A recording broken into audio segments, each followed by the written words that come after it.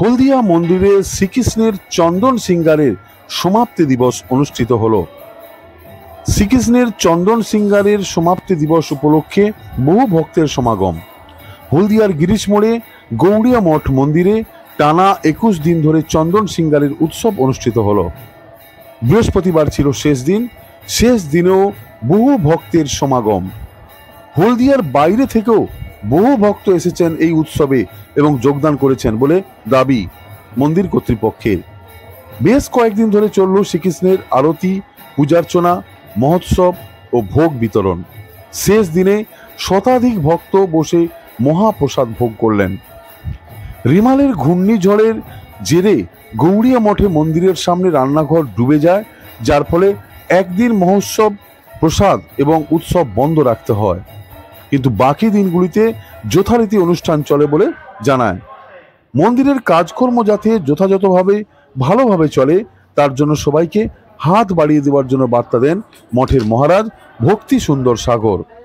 হলদিয়ার মন্দিরে শ্রীকৃষ্ণের চন্দন সিঙ্গারের সমাপ্তি দিবস অনুষ্ঠিত হলো বৃহস্পতিবার। হ্যাঁ হ্যাঁ, জল ঢুকে গেছিল, ওইখানে জল ঢুকে গেছিল, এইদিকে সমস্ত জল ঢুকে গেছিল। কোথায় কোথায় ঢুকেছিল? মানে এই দিক পর্যন্ত পুরা ইয়েতে ঢুকে গেছিল, নর্দমা। সে রান্নাঘরে এইদিকে ওই পর্যন্ত, বাইরের যে নর্দমা আছে না, ওই দিক থেকে জল ঠেলে এদিকে চলে আসছিল আর কি। সেই জন্য কালকে আর উৎসব হয়নি, পরশুদিন রাত্রিরেও আর উৎসব হয় না। না না, ভক্তরা এবারে যারা প্রত্যেক শ্রী গৌর রাধা গোবিন্দজির মন্দিরে এই চন্দন ঘষা, ওখানে প্রায় 10-15 জন ঘষতেন প্রতিদিন চন্দন। প্রায় ফুলের মালা ভগবানের যে তৈরি হতো, ভগবানের মুকুট, সেখানে প্রায় 30-40 জন মুকুট মালা তারা তৈরি করতেন। এবং মন্দিরে বিগ্রহে যারা চন্দন লেপন করতেন, ভগবানকে সাজাতেন, ওখানে 2 জন পূজারী বউ থাকতেন, আরও এই মঠের সেবক থাকতেন, 2-3 জন তারা সাজাতেন বিগ্রহকে।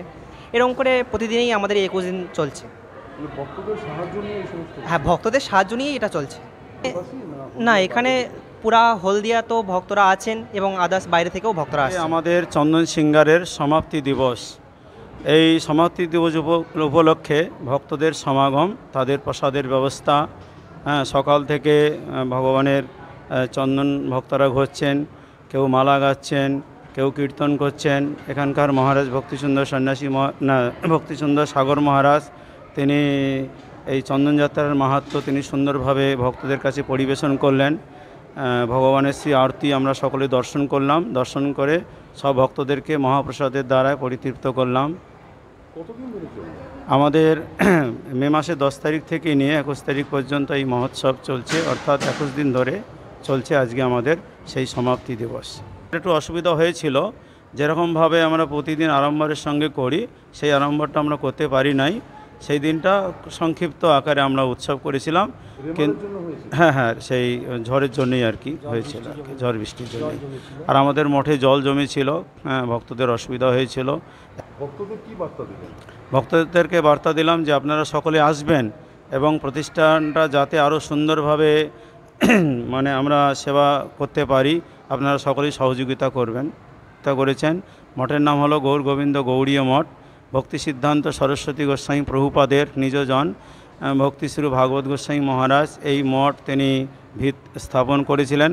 পরবর্তীকালে আচার্য ভক্তি শহীদ পরিব্রাজক গোস্বামী মহারাজ তিনি বিগ্রহকে তিনি এখানে প্রতিষ্ঠিত করেছেন। Smart news Bangla, smart news Bangla.